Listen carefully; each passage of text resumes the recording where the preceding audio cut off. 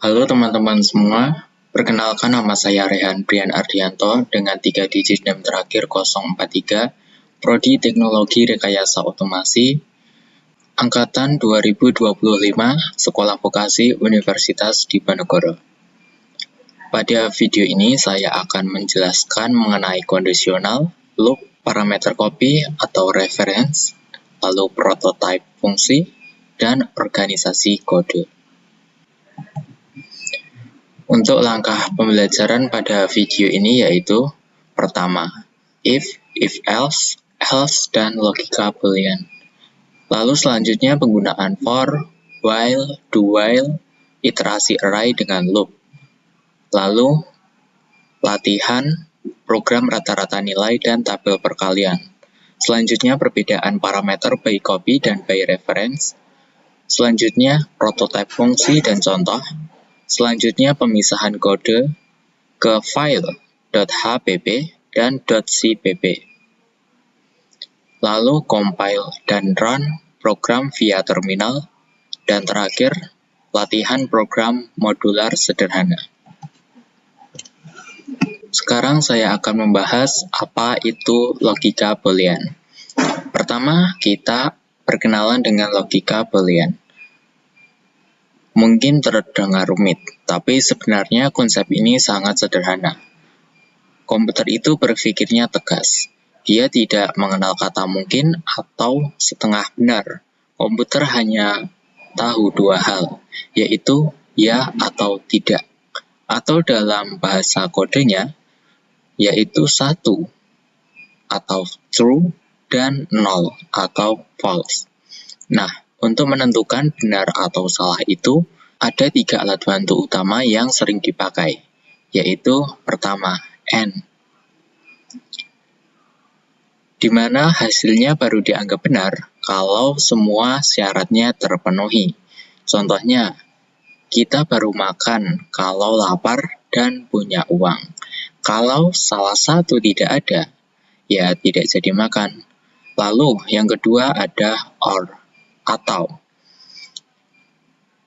Asalkan salah satu saja benar, hasilnya sudah bisa dianggap benar. Contohnya, hari Minggu atau libur. Selanjutnya, not, atau tidak. Ini fungsinya mengembalikan keadaan. Kalau aslinya benar, diubah jadi salah, dan sebaliknya. Contohnya tanda seru lalu hujan, yang dimana artinya tidak hujan.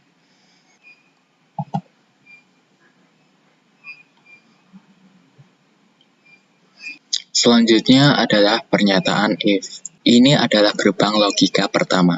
Program akan mengeksekusi blok kode hanya jika kondisinya bernilai true. Kita lihat contoh di layar. If nilai lebih besar dari 75. Artinya, komputer akan bertanya, apakah nilainya di atas 75?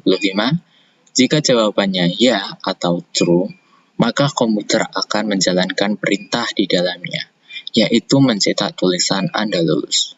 Tetapi, jika nilainya 75 ke bawah atau salah, maka komputer akan mengabaikan perintah tersebut dan tidak melakukan apa-apa.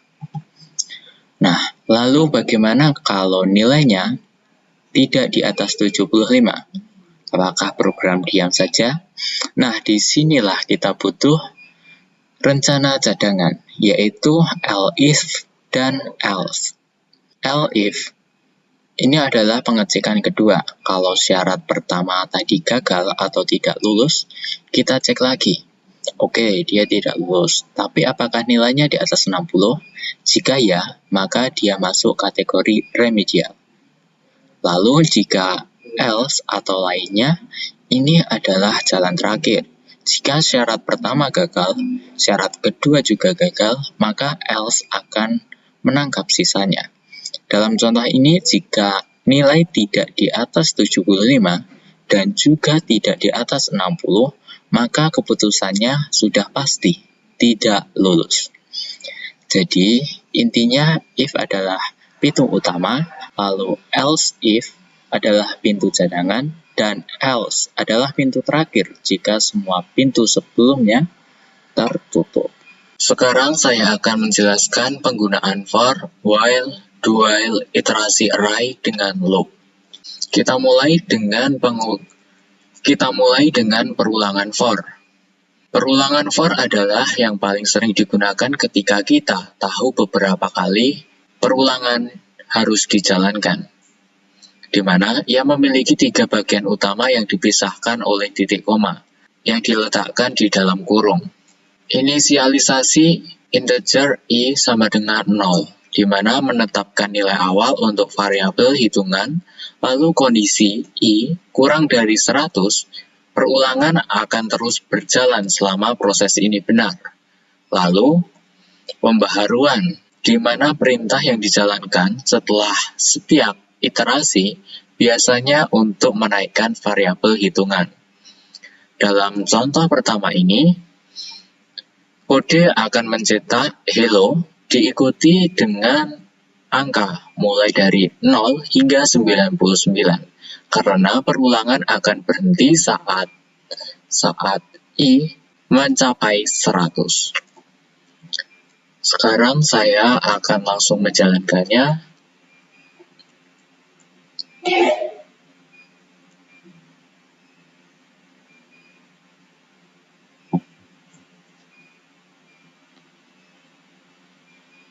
Nah, di sini dihasilkan bahwa kode mencetak baris 100 kali, dimulai dari 0 hingga 99. Selanjutnya saya akan menjelaskan perulangan while. Sebelum itu saya akan membuat ini menjadi komen agar tidak dijalankan saat saya mengeklik run. Lalu, saya akan menghilangkan komen untuk program ini.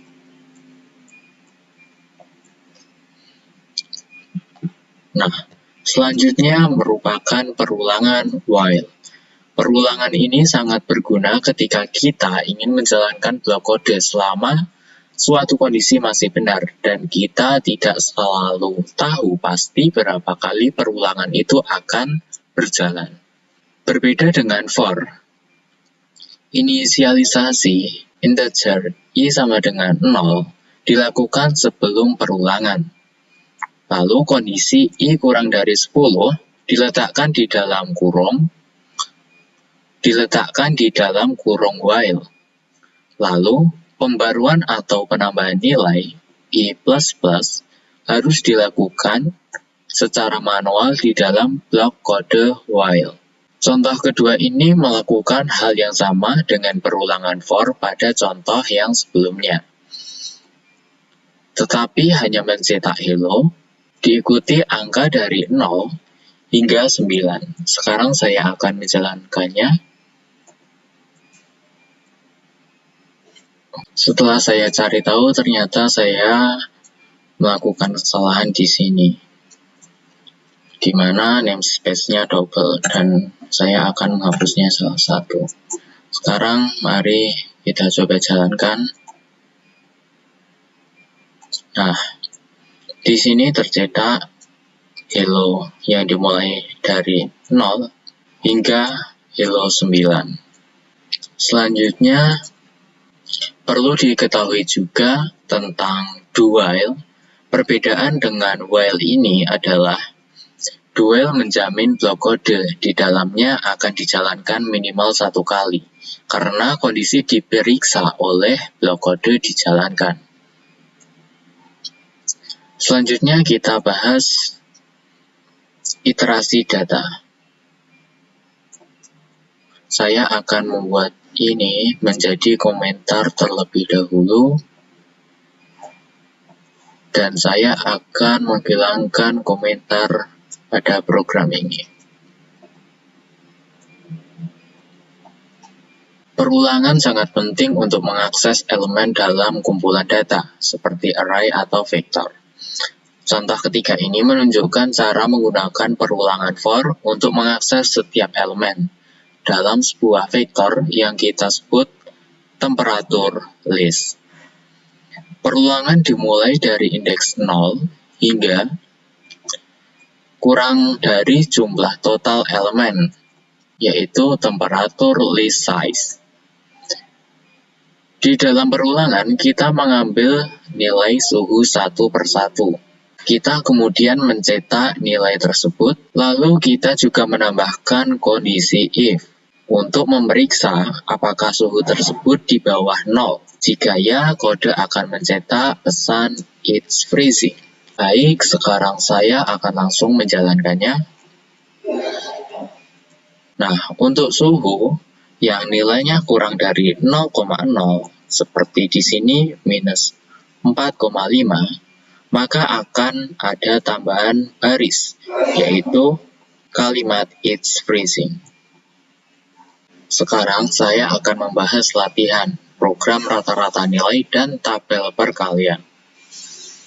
Program ini memiliki dua fungsi utama, yaitu fungsi pertama untuk menghitung dan menampilkan rata-rata nilai, dan yang kedua menampilkan tabel perkalian.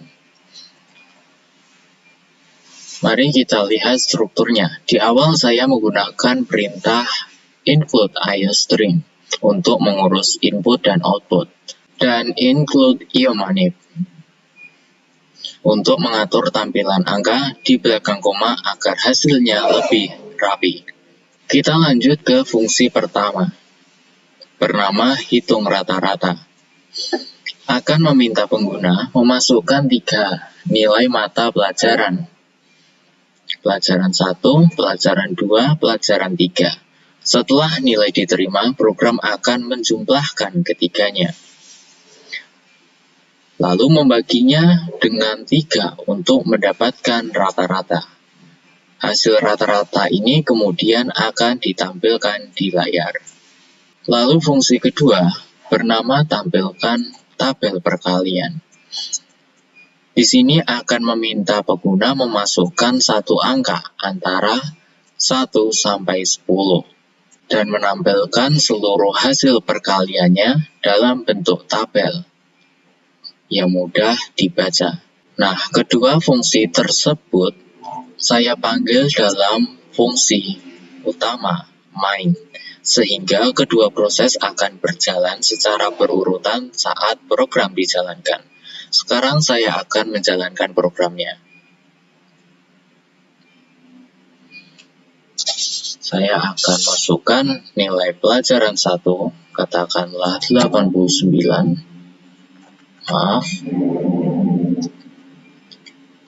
Katakanlah 89, lalu pelajaran 2, 95, lalu pelajaran 3, 93. Maka didapatkan rata-rata nilai yaitu 92,3. Sekarang kita masukkan sebuah angka dalam rentang 1 sampai 10 untuk tabel perkalian.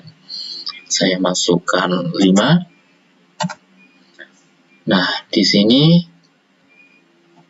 ditampilkan tabel perkalian untuk angka 5 yang dimulai 5 kali 1 hingga 5 kali 10 beserta hasilnya. Sekarang saya akan menjelaskan perbedaan parameter by copy dan by reference. Kita perhatikan fungsi add zeros to list. Fungsi ini menerima dua data atau dua parameter. Parameter pertama adalah vektor integer dan number list. Lalu parameter kedua adalah in zeros number. Kita akan bahas yang pertama vektor integer dan number list. Tanda ampersand menunjukkan bahwa parameter ini dilewatkan secara acuan atau by reference. Ini artinya variabel number list di dalam fungsi ini bukanlah salinan baru, melainkan nama lain untuk daftar asli yang sudah ada di fungsi main. Oleh karena itu, semua perubahan yang kita lakukan di dalam fungsi, seperti penambahan angka 0 menggunakan passback 0, akan langsung mengubah daftar asli di fungsi main. Selanjutnya kita bahas yang parameter kedua, yaitu in zeros number. Di sini tidak ada tanda ampersand seperti ini. Sehingga parameter ini dilewatkan secara salinan atau by copy. Ini berarti fungsi ini menerima salinan nilai 4 dari fungsi main. Jika kita mengubah nilai zeros number di dalam fungsi, perubahan tersebut hanya terjadi pada salinan itu saja dan tidak mempengaruhi nilai aslinya di luar fungsi. Jadi, dapat disimpulkan bahwa menggunakan acuan atau by reference memungkinkan fungsi mengubah data asli, sedangkan menggunakan salinan atau by copy memastikan fungsi tidak mengubah data asli. Ia hanya bekerja pada salinannya sendiri. Sekarang saya akan langsung menjalankan kodenya.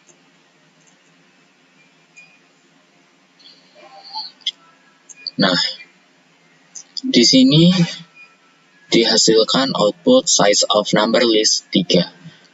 Nah, ini dicetak dari baris ini. Awalnya list di main diinisialisasi dengan 5, 5, 4, sehingga ukurannya adalah 3. Lalu untuk B, size of number list 7. Dicetak dari add zeros to list. Fungsi tersebut menerima list yang berukuran 3 dan menambahkan zeros number, yaitu 4 buah angka 0. Jadi ukuran barunya adalah 7. Lalu yang C, size of number list 7. Dicetak dari baris ini. Karena parameter number list di fungsi add zeros to list dilewatkan secara acuan, perubahan ukuran atau penambahan 4 angka 0 mempengaruhi daftar asli di main. Oleh karena itu, ukuran daftar asli sekarang menjadi 7. Sekarang saya akan menjelaskan penggunaan prototype fungsi dengan contoh. Prototype fungsi merupakan pengumuman awal kepada kompilator mengenai sebuah fungsi sebelum fungsi tersebut benar-benar didefinisikan secara lengkap. Kita dapat melihatnya pada baris ke-5 dan pada baris ke-6. Di baris ke-5 terdapat integer triple number, dan baris ke-6 terdapat void print triple number in number.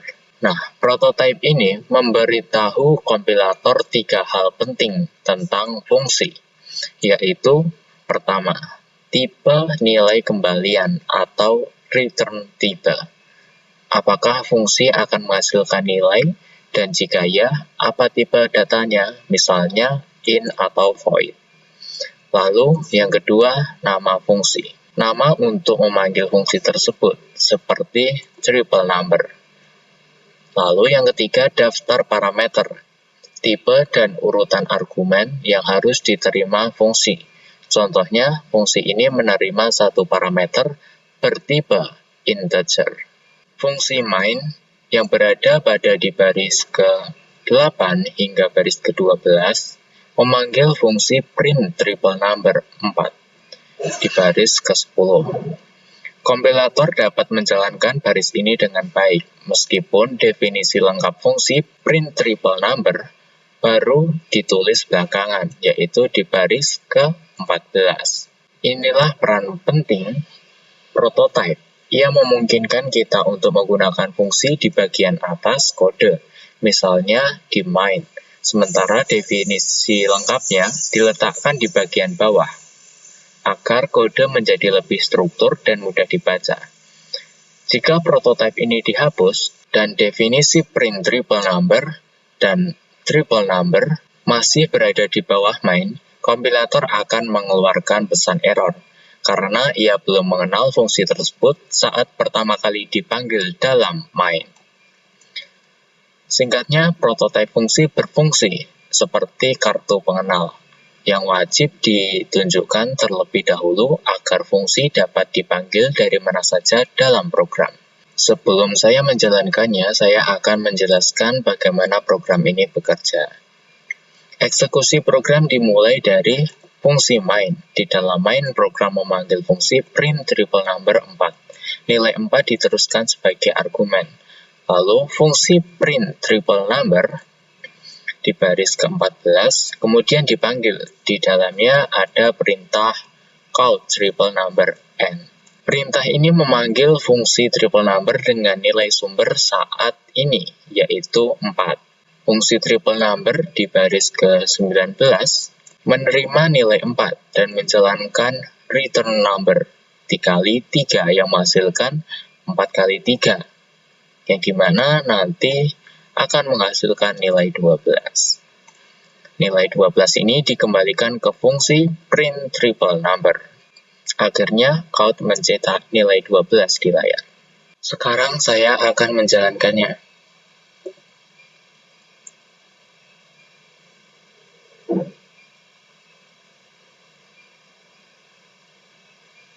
Nah, di sini ditampilkan 12, yang dimana hasil dari 4 dikali 3.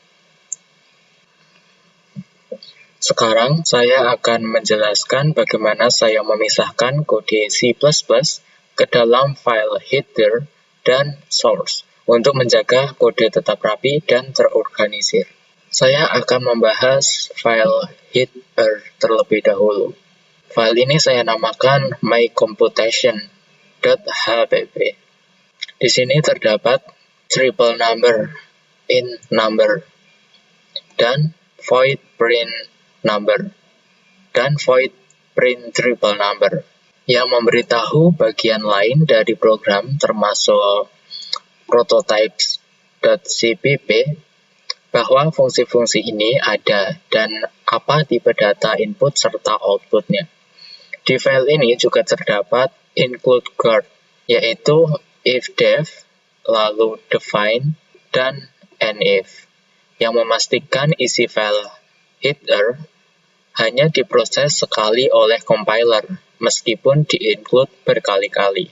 Selanjutnya kita pergi ke file source, yang saya namakan mycomputation.cpp, yang berisi definisi atau implementasi dari fungsi-fungsi yang telah kita buat di file header.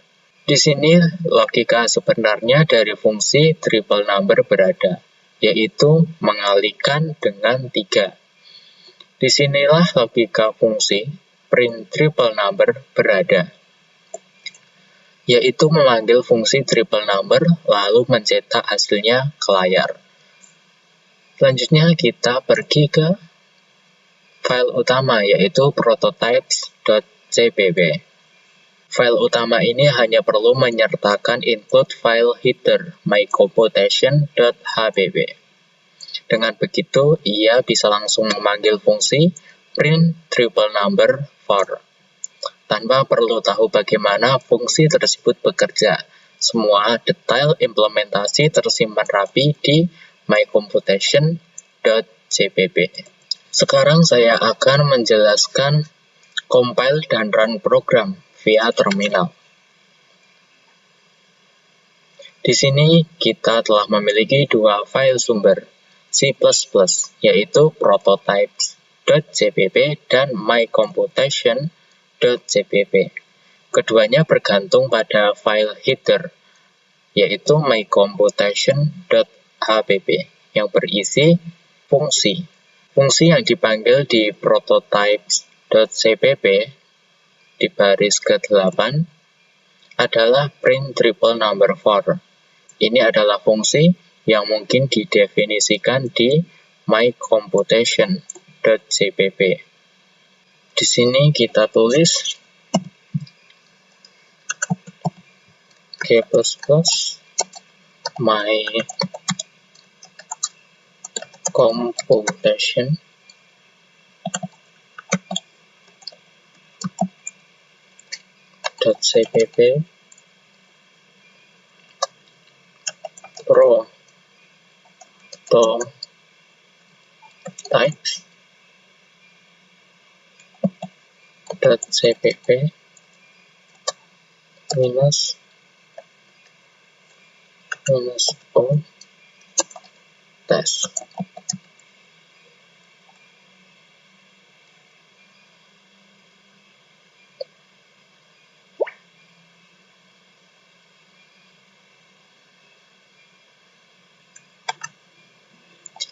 lalu enter. Setelah itu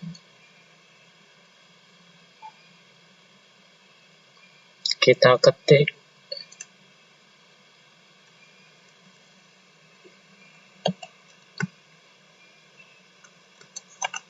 tes. Nah, di sini dihasilkan 12. Ini berarti fungsi print triple number 4 yang dipanggil di program kita telah berhasil dieksekusi. Sekarang saya akan membahas sebuah latihan program modular sederhana, di mana konsep modular berarti kita membagi program besar menjadi bagian-bagian yang lebih kecil, atau sering disebut fungsi. Tujuannya agar program menjadi lebih rapi, mudah dibaca, dan mudah diperbaiki jika terdapat kesalahan. Dalam kode ini, ada 3 bagian utama, yaitu pertama fungsi tambah, lalu fungsi kurang, dan fungsi main. Nah, fungsi tambah tugasnya sangat spesifik, yaitu hanya untuk menambah 2 buah bilangan. Kita memasukkan 2 angka, dan fungsi ini mengembalikan hasil penjumlahannya. Lalu fungsi kurang, fungsinya juga spesifik, yaitu hanya untuk mengurangkan 2 buah bilangan. Nah, pada fungsi main, ini adalah fungsi utama yang menjalankan seluruh program. Di dalam fungsi main inilah kita memanggil atau menggunakan fungsi tambah dan kurang. Kita berikan nilai 10 dan 5 ke fungsi tersebut. Lalu fungsi main menampilkan hasilnya ke layar. Dengan cara ini, kita tidak perlu menulis ulang kode penjumlahan atau pengurangan di fungsi utama. Kita hanya perlu memanggil namanya. Hal ini membuat program kita menjadi lebih efisien dan terorganisir. Sekarang saya akan menjalankan programnya.